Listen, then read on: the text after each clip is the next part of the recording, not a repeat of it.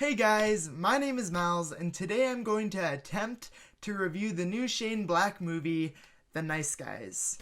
So, in essence, what The Nice Guys is about, it is a movie that takes place in the 70s in Los Angeles, and you have Ryan Gosling's character, who's sort of this down-on-his-luck private detective, Holland March, I think that's his name.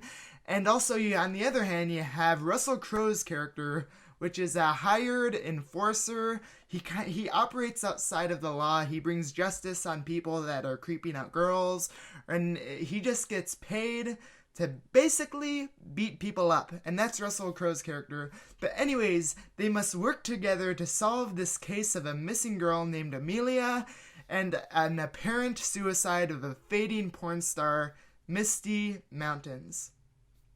So yeah, this is sort of this budding cop movie, and if I were to really define The Nice Guys, it's funny because I always want to call it The Other Guys, which is a completely different movie, but The Nice Guys is a movie that if I were to define it, and similarly with The Other Guys actually, is a movie that I'd define it as super self-aware.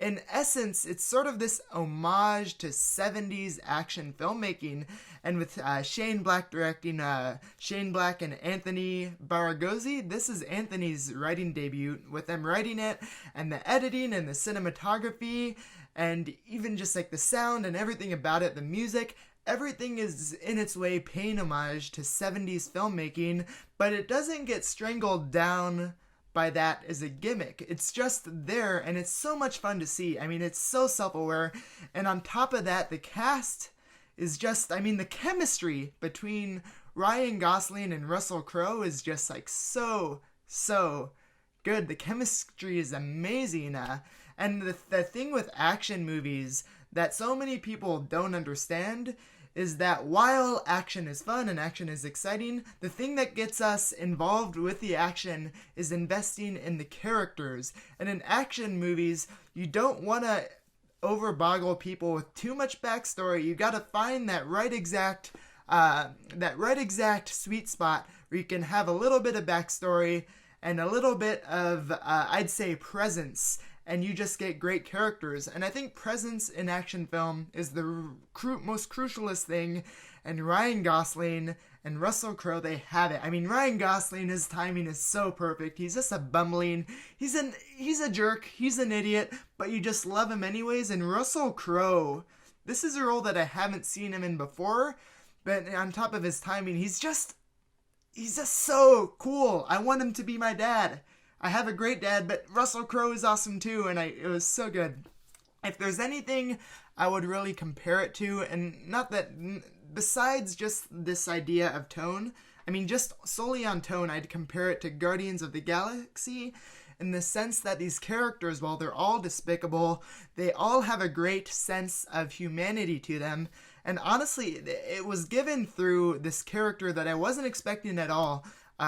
Angry Rice, who plays Ryan Gosling's daughter. This actress is only 14 or 15 years old, and just seeing this character, she is so good. She plays such a strong kid, a kid that talks like an adult, but does it in such a great way. Her timing, what she adds to the table is so good, and as long as she doesn't have the same agent that Jai Courtney has, I think she has a potentially amazing career ahead of her. This is her main big screen debut as far as I'm concerned with a big movie like this, and she was so good in it.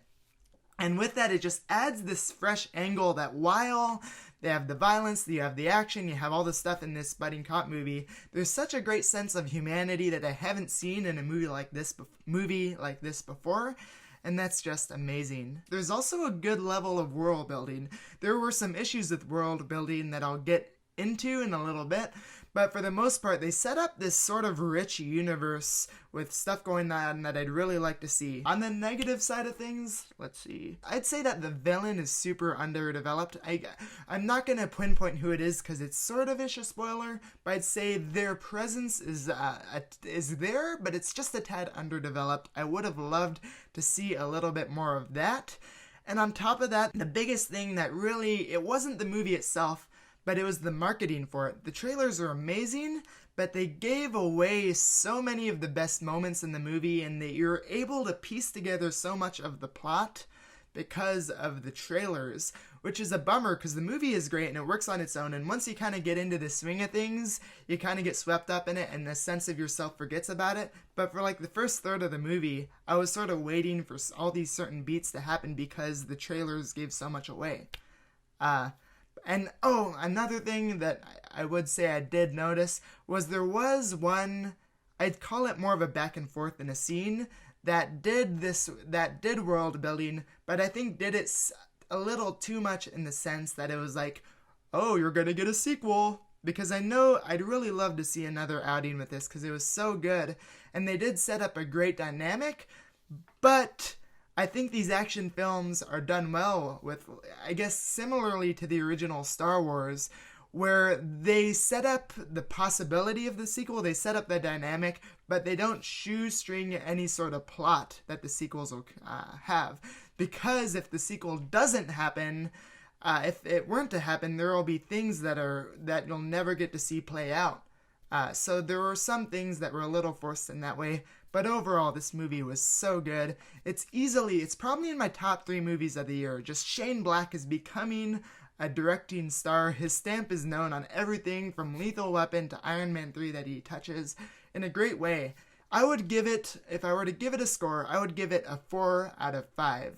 I highly recommend this one. Guys, please support this movie. It's an original idea, and if this movie makes money, we get more original ideas like this, and I'd love to see more stuff out of this series of sorts. And yeah, thank you guys so much for watching. If you enjoyed this, feel free to give it a thumbs up, comment your thoughts on The Nice Guys if you have seen it, and subscribe for more content.